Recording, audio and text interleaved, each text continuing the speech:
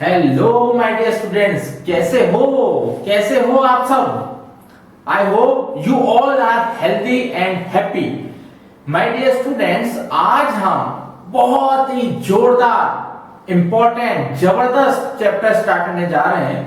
Chapter number 9 है class 10 का, जिसको हम सम एप्लीकेशंस ऑफ ट्रिग्नोमेट्री बोलते हैं। और इसका जो निक नेम है, जो इसका प्यारा सा नाम है, वो है हाइट एंड डिस्टेंस। ठीक है, इस चैप्टर के अंदर जो हमने प्रीवियस जो चैप्टर करा है ट्रिग्नोमेट्री का, उसकी एप्लीकेशंस है।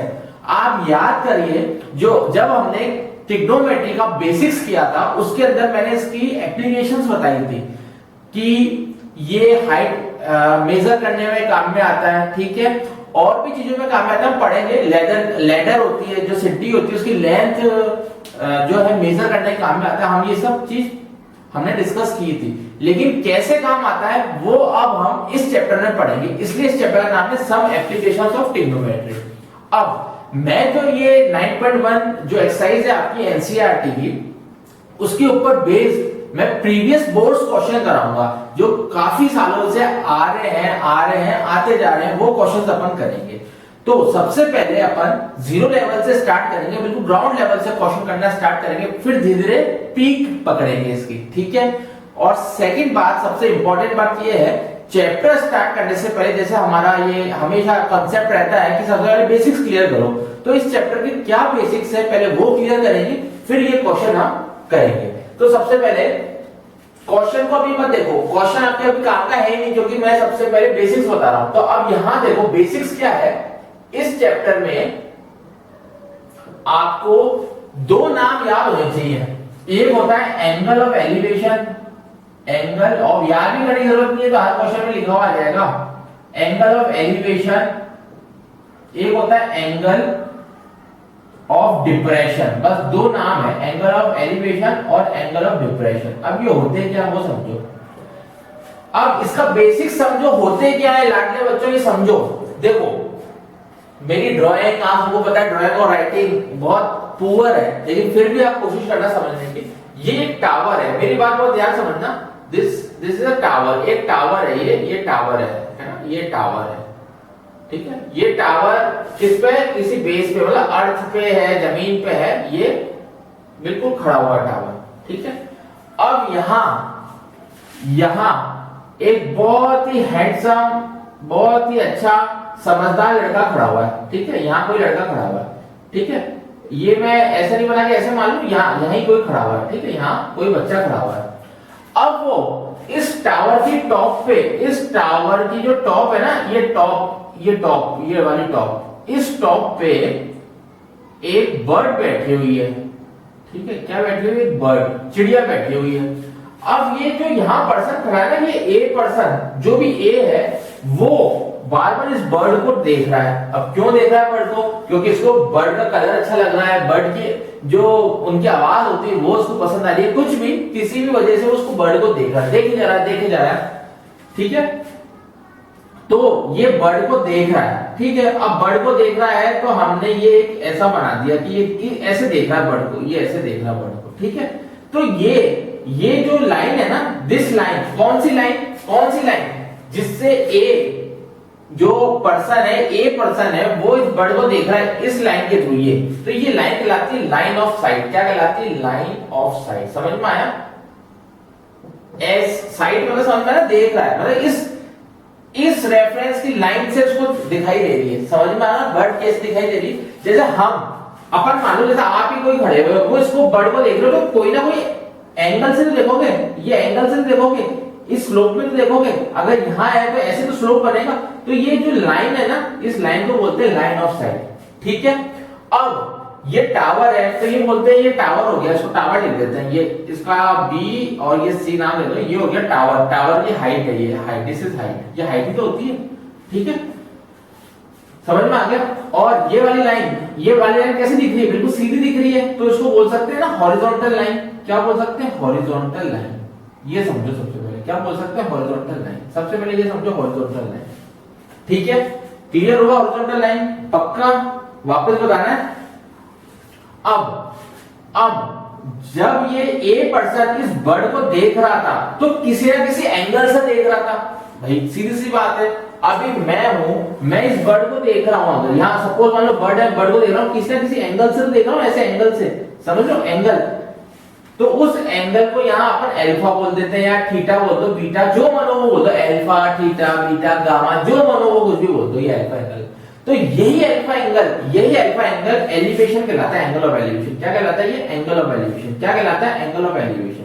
ये अल्फा बीटा गामा कुछ भी मान लो, जो भी है ये अल्फा एंगल ऑफ एलिवेशन कहलाता है। तो एंगल ऑफ एलिवेशन क्या होता है? एंगल ऑफ एलिवेशन होता क्या वो समझो। कोई भी एंगल जिसको ये हॉरिजॉन्टल लाइन और ये लाइन ऑफ साइट बना रही है, ठीक है, लाइन ऑफ साइट, ये कोई भी एंगल जो हॉरिजॉन्टल लाइन और लाइन ऑफ साइट बना रही है, ये ऐसे, जब ये नीचे से ऊपर देख रहा है तो उसको बोलते हैं एंगल ऑफ एलिवेशन। जब ये नीचे जमीन पे खड़ा हुआ है, जब ये किसी हाइट में देख रहा है और जो एंगल बनता है हॉरिजॉन्टल और लाइन ऑफ साइट के बीच में, वो एंगल कहलाता है एंगल ऑफ एलिवेशन। समझ में आया? कहने का मतलब वापस समझो, जब आप नीचे से ऊपर देख रहे हो, बिल्कुल इसी लैंग्वेज में समझ लो, जब आप नीचे से ऊपर देख रहे हो तो हमेशा एंगल ऑफ एलिवेशन बनेगा। जब नीचे से ऊपर देख रहे हो, आप नीचे हो और आप ऊपर देख रहे हो, आप नीचे हो आप ऊपर देख रहे हो, ऐसे, ठीक है, तो वो हो गया एंगल ऑफ एलिवेशन। ठीक है, जब आप नीचे से ऊपर देख रहे हो, ठीक है, तो ये हो गया एंगल ऑफ एलिवेशन। क्लियर? अब पढ़ते हैं एंगल ऑफ डिप्रेशन क्या होता है। यहां तक समझ में आ गया? चेक कर लो एक बार, फिर भी चेक कर लो एंगल ऑफ एलिवेशन। क्लियर? अब ये मैं मिटा रहा हूं, रब कर रहा हूं। अब यहां समझो, अब एंगल ऑफ डिप्रेशन क्या होता है। एंगल ऑफ डिप्रेशन समझो, ये तो लिख देता हूं मैं angle of elevation, angle of elevation जब नीचे से ऊपर देख रहे हैं, ठीक है। अब समझो, अब ये सपोज मान लो कोई टावर है ये कोई टावर है, ठीक है, ये टावर है, यहां लिख देते हैं टावर, ये टावर, जैसे टावर, ठीक है।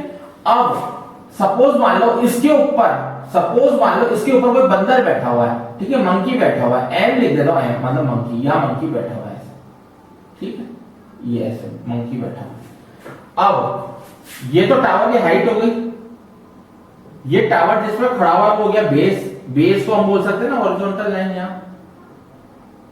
हॉरिजॉन्टल लाइन बोल दो, हॉरिजॉन्टल लेवल बोल दो, कुछ भी बोल दो, ठीक है, कुछ भी मतलब लेवल या लाइन कुछ भी बोल सकते हैं। अब ये बंदर क्या कर रहा है, यहां नीचे इस पॉइंट पे बंदर देख रहा है, ऊपर से देख रहा है, समझ में आया? मतलब टावर की छत पे बैठा हुआ बंदर वो नीचे देख रहा है। पहले अपन फर्स्ट केस क्या था, अपन नीचे से ऐसे ऊपर देख रहे थे। अब केस क्या है, अब मैं ऐसे हूं और मैं नीचे देख रहा हूं, ऐसे ऐसे, ठीक है। अब ये बंदर क्या है, ऐसे देख रहा है, ऐसे, ठीक है, ऐसे देख रहा है, कैसे देख रहा है, ऐसे देख रहा है। पहले ये समझो क्या कर रहा है बंदर, ऐसे देख रहा है, ऐसे, ठीक है।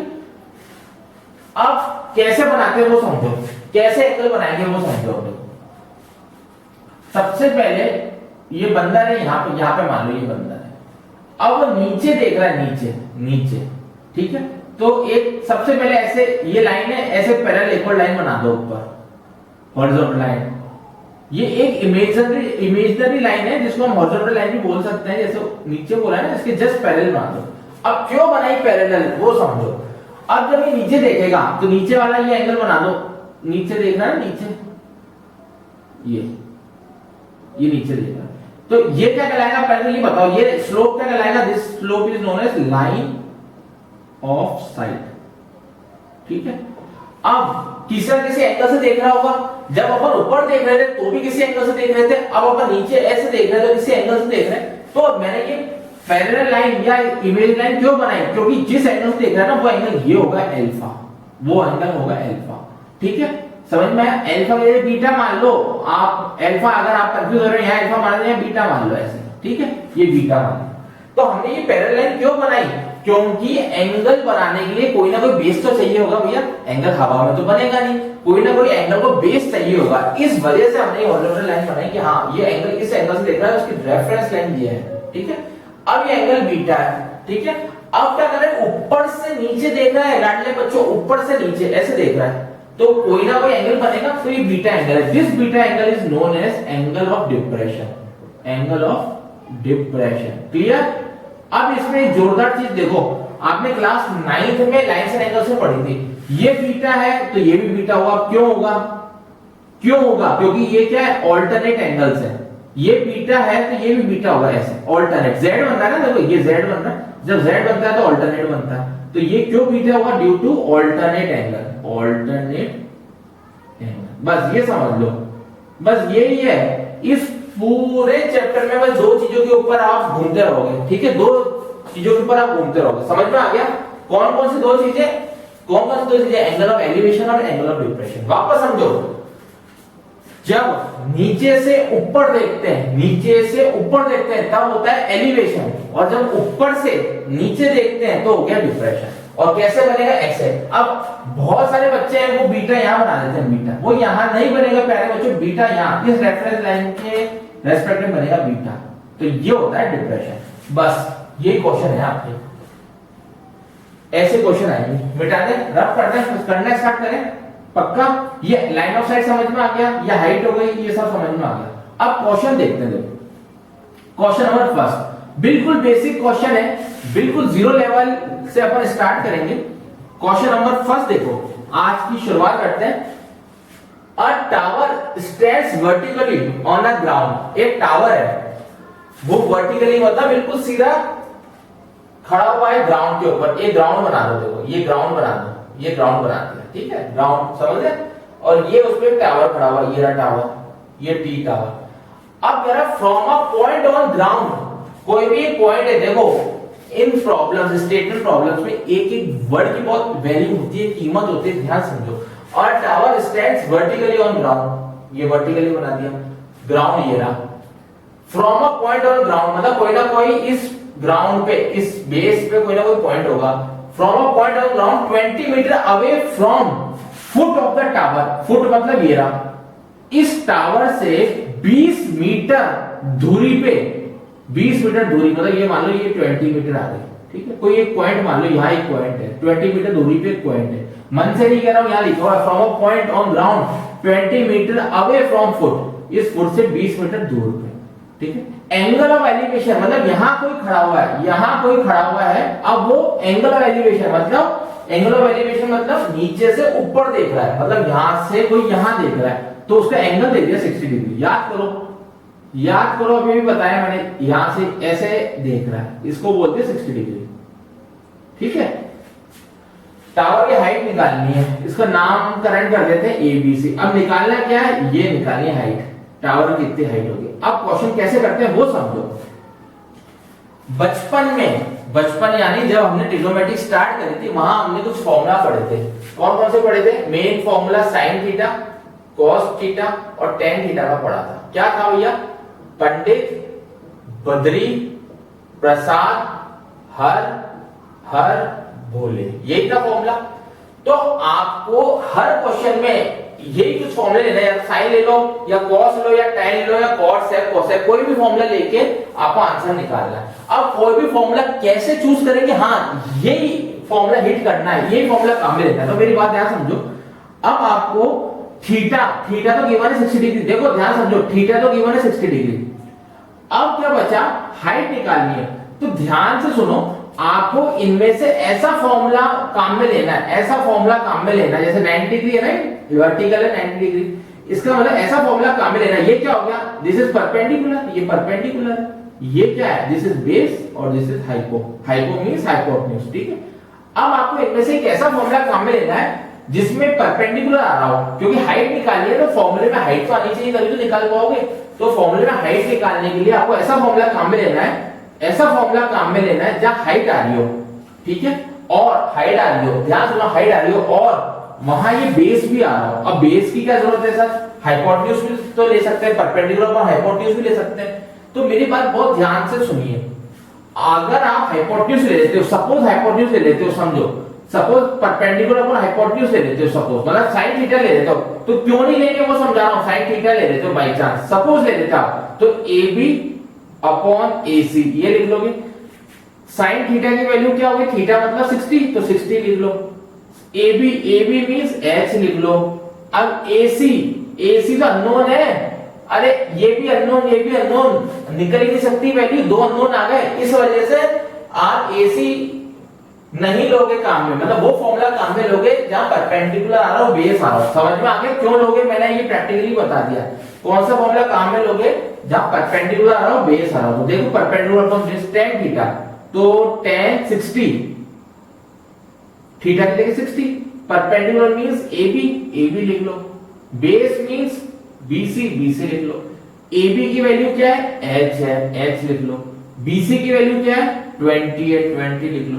अब tan 60 की वैल्यू क्या होगी? याद करो, याद करो, हमने ट्रिग्नोमेट्रिक टेबल की ट्रिक सीखी थी। ट्रिग्नोमेट्रिक टेबल हमने याद करना सिखाया था। तो tan 60 की वैल्यू होती है √3। क्या होती है? √3। तो H/20, तो आंसर क्या आ गया? H = 20√3। और यूनिट देख लो, यहाँ यूनिट दे रखी है 20 मीटर, तो ये 20 मीटर। ठीक है।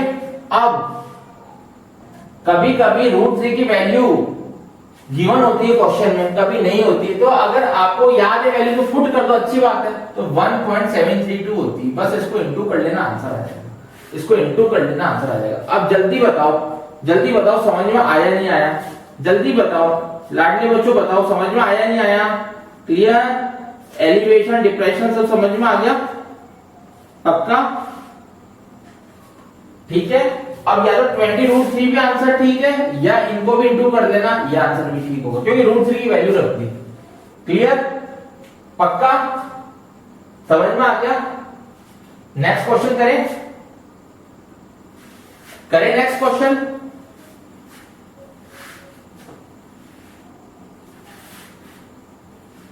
नंबर सेकंड, जल्दी देखो।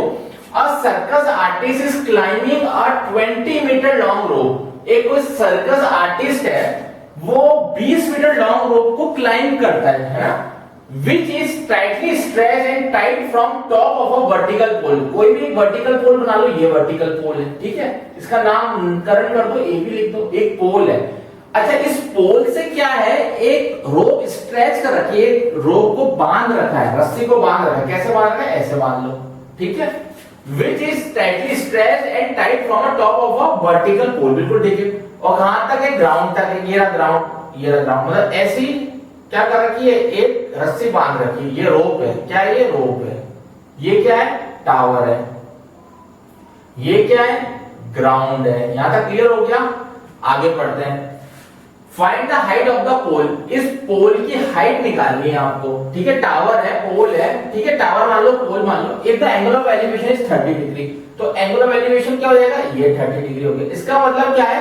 नीचे से ऊपर देख रहा है, नीचे से ऊपर देख रहा है, ठीक है। तो a circus artist is climbing, वापस समझो, climbing a 20 metre long rope, नीचे से ऊपर, मतलब ऐसे क्लाइंब कर रहा है, ठीक है। और रोप की लेंथ दे दी 20 मीटर, मतलब ये पूरी दे दी है लंबाई, कितनी है? 20 मीटर। यहां लिख लेते हैं। Which is tightly stretched and tight from top of a vertical pole, उसको बांध रखा है। Find the height of the pole, मतलब इस पोल की या टावर की हाइट निकालनी है। थीटा 30 डिग्री, मतलब एंगल ऑफ एलिवेशन। एलिवेशन मतलब क्या होता है? नीचे से ऊपर, ठीक है।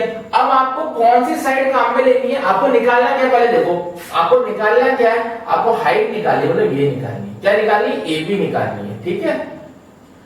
तो ये तो हो गया परपेंडिकुलर, ये हो गया हाइपोटेन्यूज, और ये हो गया बेस। तो आपको कौन सा फॉर्मूला लेना है sin cos tan में से, जिसमें आपको एक तो क्या मिल रहा हो?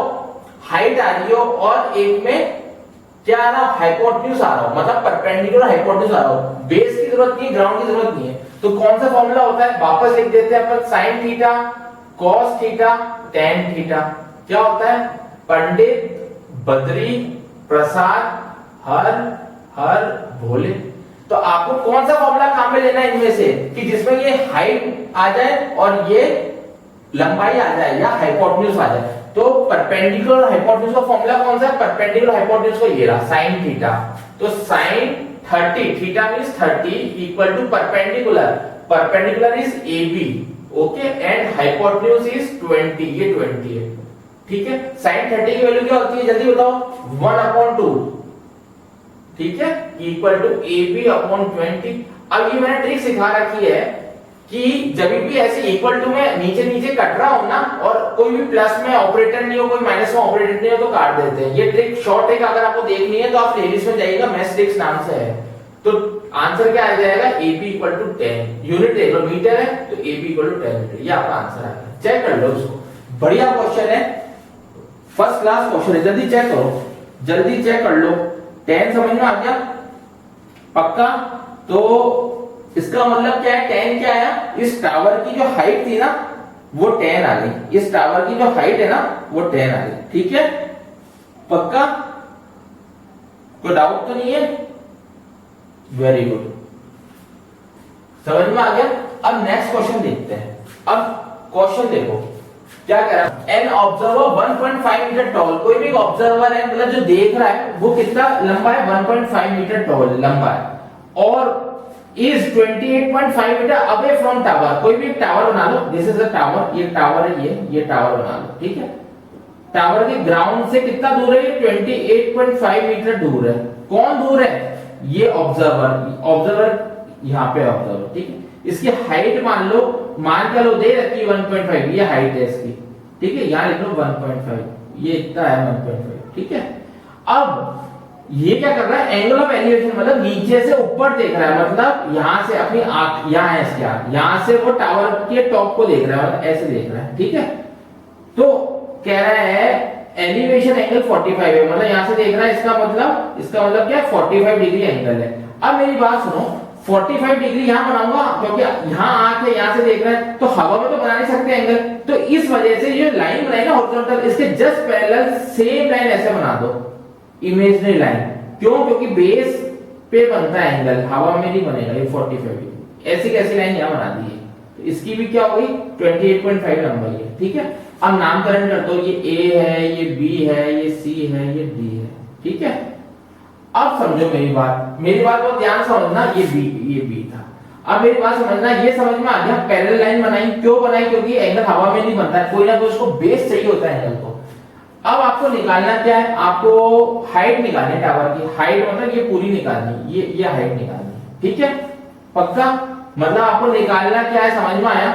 अच्छा एक जरूरी बात, ए बी बी सी तो दे रखी है आपको, बी सी, अरे यही तो है, इसके पैरेलल ये मतलब बराबर है, तो बी सी तो दे दी 1.5, ये गिवन है, समझ में आया? गिवन क्यों है बी सी, ये देखो ये बी सी के जस्ट ये पैरेलल ये रहा, ये 1.5 हाइट दे तो रखी है इसकी पर्सन की, तो ये 1.5 इसकी टावर की हाइट नीचे की ग्राउंड से इतनी हो जाएगी, मतलब इतनी हाइट निकालनी। क्या निकालना है, ए बी निकाल लेंगे और उसमें BC प्लस कर देंगे, तो टोटल हाइट आ जाएगी टावर की। तो AB कैसे निकालें, ये हो गया परपेंडिकुलर, ये हो गया बेस। अब ढूंढो परपेंडिकुलर बेस का फॉर्मूला क्या होता है, ये रहा tan थीटा।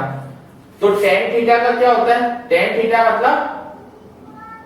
मतलब वैल्यू पुट करो, AB लिख लो अपॉन ये वाली BDE लिख लो, BE अपॉन BE। AB की वैल्यू क्या है निकालनी है, BE की वैल्यू क्या, BE मैंने क्या कहा, ये इसके जस्ट पैरेलल है। पैरेलल क्यों बनाई, क्योंकि एंगल हवा में नहीं बनता, ठीक है, कोई ना कोई बेस चाहिए होता है। तो कितना है, ये 28.5 है, तो ये भी 28.5, तो यहाँ लिखो 28.5। tan थीटा 45 है, तो यहाँ पुट कर दो 45। तो tan 45 की वैल्यू क्या होती है प्यारे बच्चों, 1 होती है, ठीक है। तो AB अपॉन 28.5 मतलब AB आ गई 28.5, समझ में आया? ये AB ये वाली आई है, ये वाली। अब आपको ओवरऑल निकालना है, हाइट तो ओवरऑल AC है ना, टावर की कैसे निकालोगे, AB plus BC। AB is 28.5 and BC is ये जो 1.5 है, ये भी 1.5 है, बस ऐड कर लो 30 मीटर्स का आंसर आ जाएगा। AC कितनी हो गई, 30 मीटर। जल्दी से समझो, नहीं आया तो वापस बताएंगे, जल्दी से देखो इसको।